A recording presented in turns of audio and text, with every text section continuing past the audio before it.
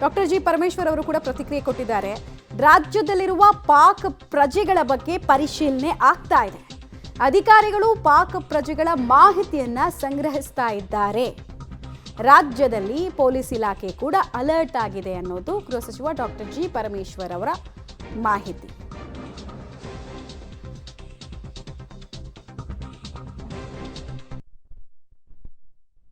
ಸರ್ಕಾರದ home ಮಿನಿಸ್ಟ್ರಿಯಿಂದ advisory ಬಂದಿದೆ, ಅದರ ಪ್ರಕಾರ ಮಾಡ್ತಾ ಇದ್ದೇವೆ.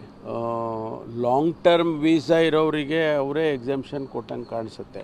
ಮತ್ತು ಯಾರಿಗೆ ಟೂರಿಸ್ಟ್ ವೀಸಾ ಅಥವಾ ಆ ರೀತಿ ಒಂದು ಕ್ಯಾಟಗರಿ ಆಫ್ ವೀಸಾಗಳಿದೆ ಅವರಿಗೆಲ್ಲ ವಾಪಸ್ ಕಳಿಸೋದಕ್ಕೆ ಏನು ಕ್ರಮ ತಗೋಬೇಕೋ ಅದನ್ನೆಲ್ಲ ತಗೊಳ್ತಾ ಇದ್ದೇವೆ. ಮಾಡ್ತಾ ಇದ್ದಾರೆ. ನನಗಿನ್ನೂ ಎಕ್ಸಾಕ್ಟ್ ನಂಬರ್ಸ್ ಗೊತ್ತಿಲ್ಲ. ಪ್ರತಿ ಜಿಲ್ಲೆನಲ್ಲೂ ಕೂಡ ನಾವು ಎಸ್ ಪಿಗಳಿಗೆ ತಿಳಿಸಿದ್ದೇವೆ. ಆಮೇಲೆ ಇಲ್ಲಿ ನಮ್ಮ ಕೇಂದ್ರದಲ್ಲಿ ಕೂಡ ಮಾಡ್ತಾ ಇದ್ದಾರೆ. ಸ್ಟೂಡೆಂಟ್ ಇದ್ದವರಿಗೂ ಕೂಡ ಕಳಿಸ್ಬೇಕು, ಸ್ಟೂಡೆಂಟ್ ಇದ್ದಗಳಿಗೂ ಕೂಡ ಕಳಿಸ್ಬೇಕಾಗ್ತದೆ. ಯಾಕೆಂದರೆ ಎಕ್ಸಾಮ್ಷನ್ ಏನು ಕೊಟ್ಟಂಗೆ ಕಾಣಲಿಲ್ಲ ಅವರು. ಒಂದು ವೇಳೆ ಆ ಥರ ಇದ್ದರೆ ಅದನ್ನು ಎಕ್ಸಾಮ್ಟ್ ಮಾಡ್ಬೋದು, ಆದರೆ ಅವರ ಅಡ್ವೈಸರಿನಲ್ಲಿ ಆ ರೀತಿ ಕಾಣ್ತಾ ಇಲ್ಲ.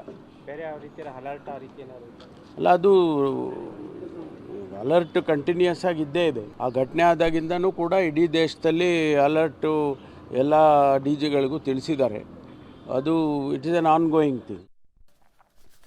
ಸೊ ಅಲರ್ಟ್ ಆಗಿದ್ದಾರೆ ಅಂತ ಹೇಳ್ತಾ ಇದ್ದಾರೆ. ಬಟ್ ಮಾತಿಗೂ ಕೃತಿಗೂ ಭಾಳ ವ್ಯತ್ಯಾಸಗಳನ್ನು ಈಗಿನ ಸರ್ಕಾರ ಅಂತೂ ತೋರಿಸ್ತಾ ಇದೆ ಭದ್ರತೆ ವಿಚಾರದಲ್ಲಿ. ಅಟ್ಲೀಸ್ಟ್ ಈ ಘಟನೆ ಆದ ನಂತರ ಆದರೂ ಲಿಸ್ಟ್ ಔಟ್ ಬೇಗ ಮಾಡಿ ಡಿಟೆನ್ಷನ್ ಸೆಂಟರ್ಗಳಿಗೆ ಹಾಕ್ತಾರೋ ಅನ್ನೋದನ್ನ ನೋಡಬೇಕು.